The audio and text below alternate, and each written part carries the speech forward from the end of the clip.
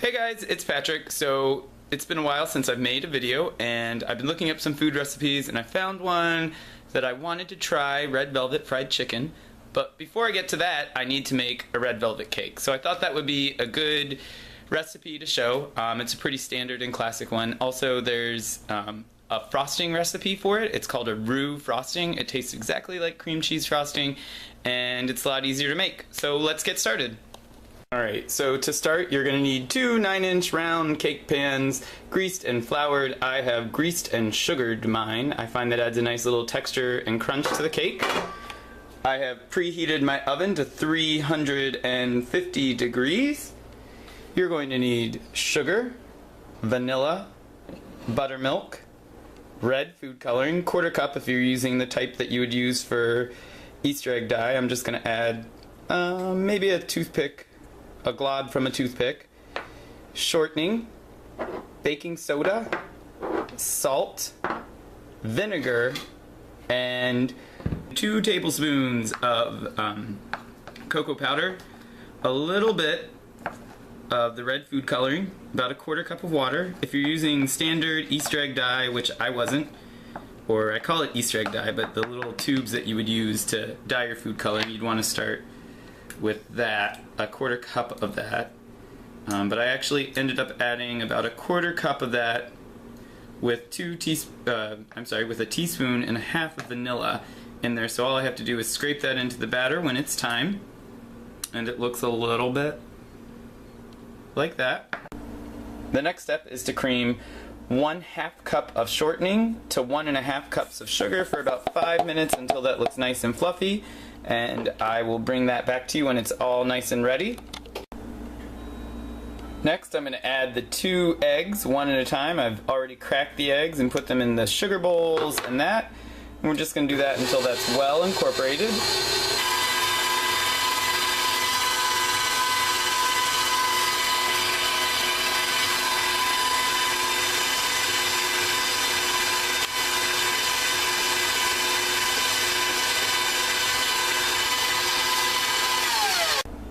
Alright, next you'll see the next step. We're going to blend in the cocoa, vanilla, red food coloring, salt mixture, and we're just going to do that. When we say blend, we're just going to do it a little slower than we would if we were trying to beat it together, but we just want to give it enough to get it all incorporated.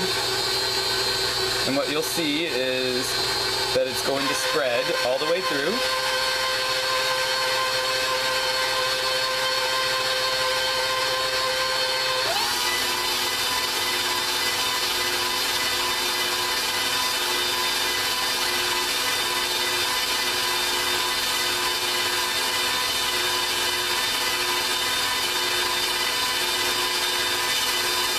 So the next thing I'm going to do is I'm going to start adding the flour, which has already been sifted, and the buttermilk.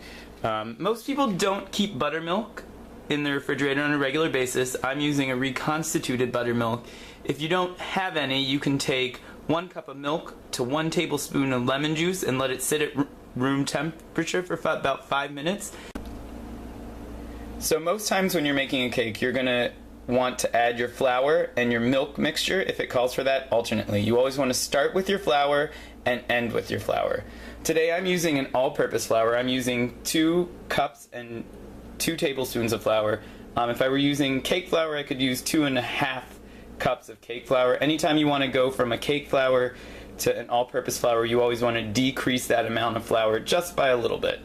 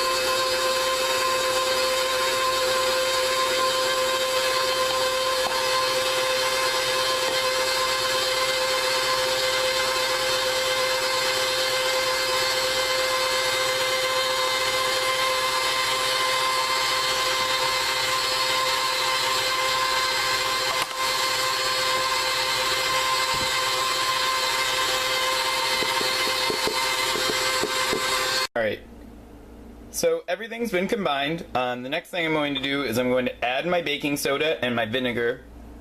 Don't worry if it foams, that's kind of a natural reaction. And then I'm just going to fold these together. When I was talking about the difference between beating and mixing, folding is just a really slow version of this. So I'm going to do it a lot slower just to make sure that this gets incorporated with it.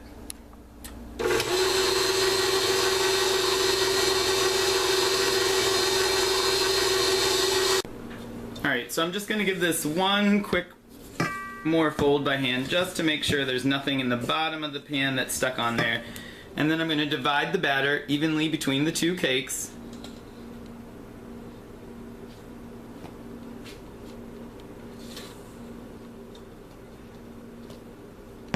Make sure the batter gets to all the portions of the cake.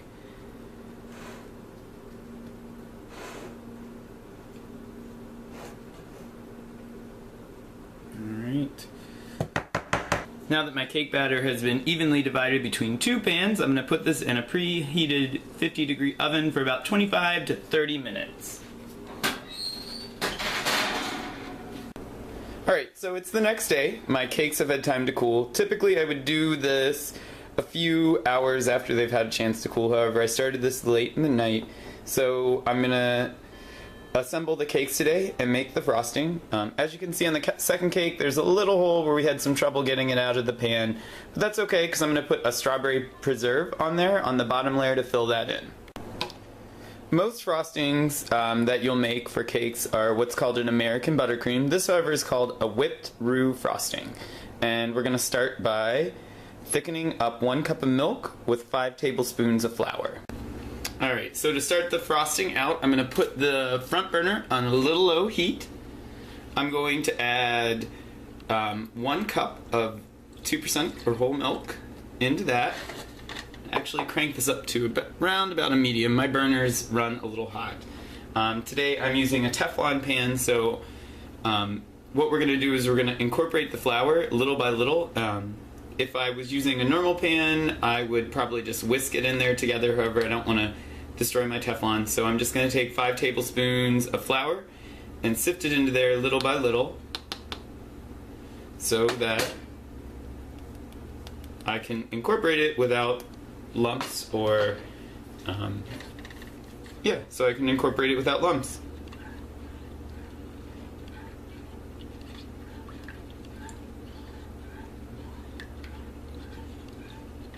And I'm just going to do this little by little until it's all incorporated. If you have some lumps, that's okay. You can smooth them out with your spatula. Again, ideally you'd want to be using a whisk to do this. Alright, so it's been about 10 minutes and my flour and my milk have cooked together to form this nice little ball. I did that over just a medium heat. I'm going to transfer this into a pan and let it sit for about an hour so it cools, and then we'll start assembling the first part of the cake while that's going on. It's really important that when you're making this part of the mixture that you're stirring it constantly because you don't want the flour to burn and you also don't want the milk to burn. This is my slightly broken cake, which is awesome. As you can see, there's a little tiny hole in there. I've got some nice little strawberry preserve that I bought from the grocery store. I'm just using Spartan brand today. Typically you would want to do this the day it was made. I'm doing this, as you can see, I was wearing red yesterday and I'm wearing black now, the day after. This will help the cake from getting stale. You could soak it in a nice liqueur too, as well. Alright, and I didn't use all of that, so I can make strawberry PB&Js later. No.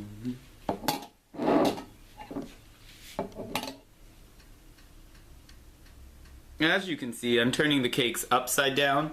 The bottom, if I didn't have that hole, I would try and cut that round part off on one side, but I don't have to on this part. So I'm just going to put that there. And it fits together just like a glove.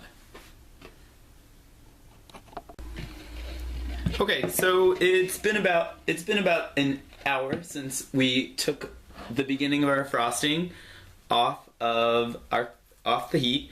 I chilled it at room temperature. You don't want to cool it down in the fridge because you want it to still be pliable when you're mixing things in. So I'm going to take all of the mixture and dump it in this bowl, and I'm going to do this with my hand mixer. One day I'm going to invest in glass bowls so I don't have to do things like this.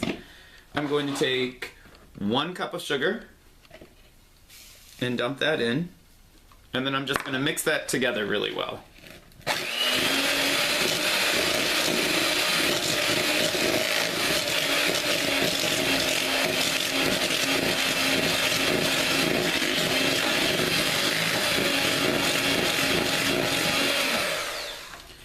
The next thing I'm going to do is I'm going to take 1/2 cup of, again, shortening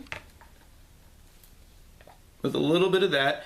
You want it to be cool and pliable, but you don't want it to be so hot that it melts your vegetable oil and shortening, or your vegetable shortening and your butter. I'm going to use 1/2 cup of butter as well. I'm just going to blend that up together really well. You can use a whole cup of butter too, if you're so inclined.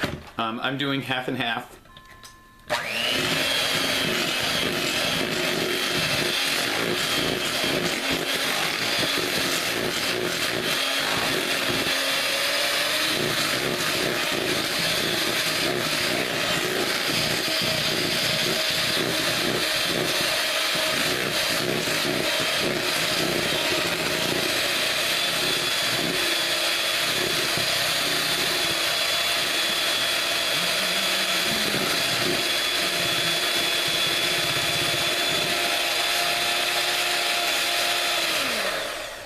Next up, I'm going to give it just about a teaspoon of vanilla extract, just for some flavor. One of the reasons that I chose to do this, and besides that I need the red velvet cake to make the chicken, is because I really like this frosting recipe. It's great for carrot cakes too.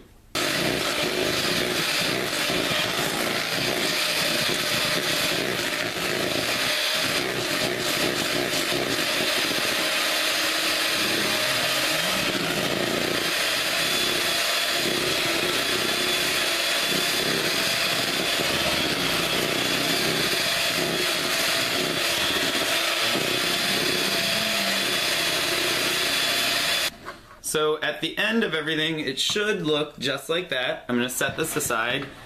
I have really bad luck. I'm having really bad luck with this video of accidentally turning things on and increasing speed, so I'm going to unplug the mixer real quick. This is my assembled cake right here. I put it on this. This is going to be a little bit more difficult to frost because I don't have a cake plate or a frosting thing that you could go around, and I was going to use my flat cake plate, but I think that's at Dan's office. So what I'm simply going to do first is I'm just going to do a real quick crumb layer. I'm going to sit that in there so it gets nice and hard in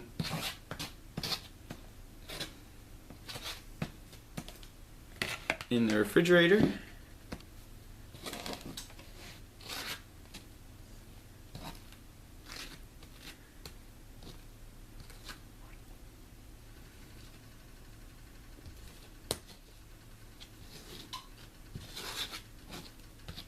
I'm just working my way out and around.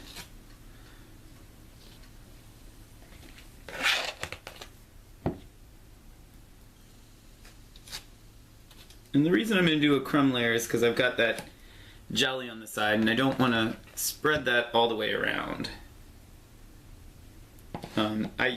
There's 2 types of spatulas you can use. I actually have this other one here, and I have this offset right here, which works really nice. I prefer the offset, but I think I'm going to switch to the other one while I'm doing that. While I'm doing the edges.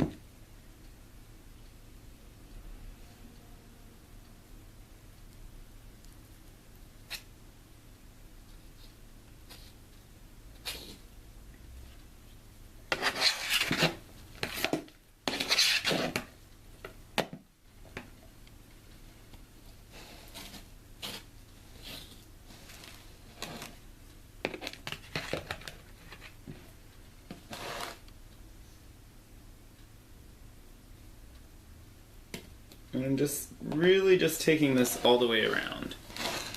So let me see if I can get an edge that's there. I'm just gonna apply a light crumb layer just to catch all the crumbs.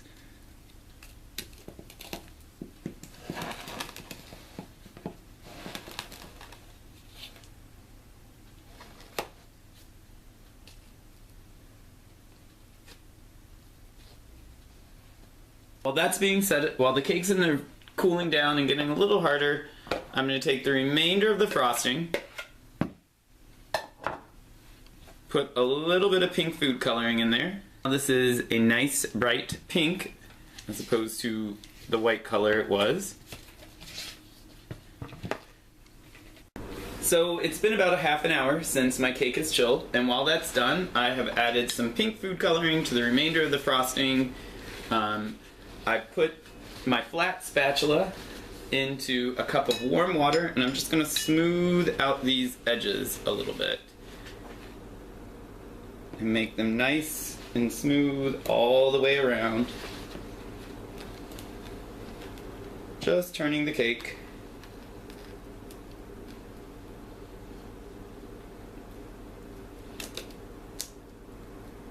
To there.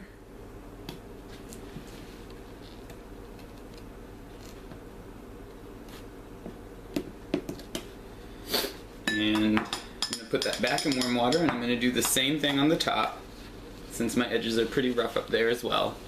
I'm just using a cup of warm water and a paper towel, and I'm just going to smooth out these edges ever so much to make them nice and even.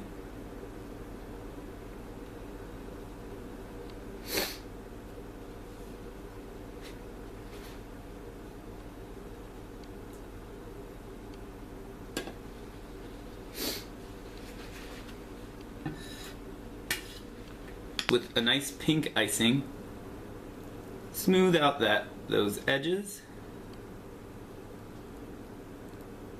I wanted to take everything around.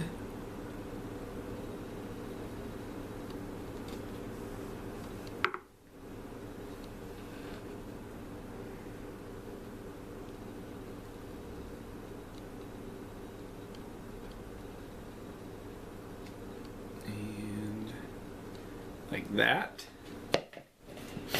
Just taking the remainder of the pink frosting, smooth it out on top, and now I'm just going to take a cake comb and go around.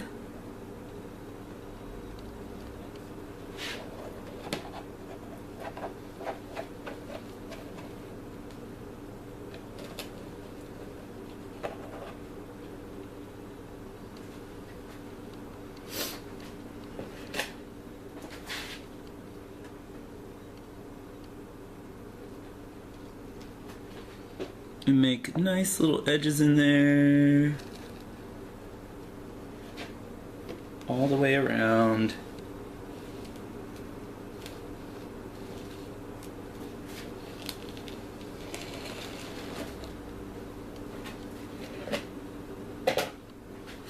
And there we have a red velvet cake. Alright, and that is the final product of the red velvet cake. Hope you guys enjoyed. I'll have the fried chicken recipe up next. Enjoy!